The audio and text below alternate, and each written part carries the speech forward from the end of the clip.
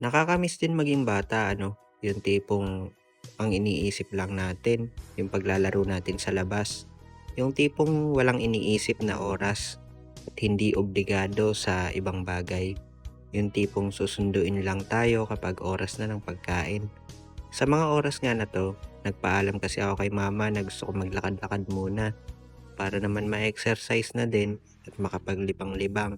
Maganda nga rin maglakad kapag umaga, kaya lang medyo busy tayo. At nang makauwi na ako, inasikaso ko na agad si mama. Bale, ito yung ginagawa namin araw-araw. Hindi lang siya isang beses. Nililipat ko siya mula sa wheelchair niya papunta dito sa monoblock.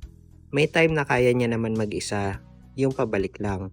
Pero kapag papunta doon sa monoblock na inuupuan niya ay hindi niya kaya. Bukas, araw ng Biyernes, ay matutuloy na yung pagpapacheck up naming dalawa. Sa Rizal Medical Center nga pala kami dadalhin ng staff nila Senator Tulfo at thank you sa Barangay Bambang na magpapahiram sa amin ng ambulansya. Lalong-lalo na kay Sek Myra. Alam kong madaling magpayo para sa sitwasyon ng iba, pero pag sa sariling sitwasyon mo na, parang ang hirap-hirap na. May mga pagod kasi na tipong ikaw lang yung nakakaalam. Pero si Lord nakikita naman lahat yan. Hanggat maaari, ginagawa kong motivation lahat ng hirap na naranasan ko para magpatuloy. Kahit na may mga nanghuhusga at kahit may mga pumupuna.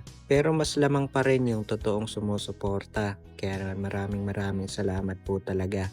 Kaya naman yung paggising sa umaga, doon pa lang pinagpapasalamat ko na. Kaya ikaw, kung nakakaranas ka ng mga problema at pagsubok sa buhay, huwag kang mag-alala. Hindi rin yan magtatagal. Magtiis ka lang at may naghihintay sa iyong magandang kapalaran.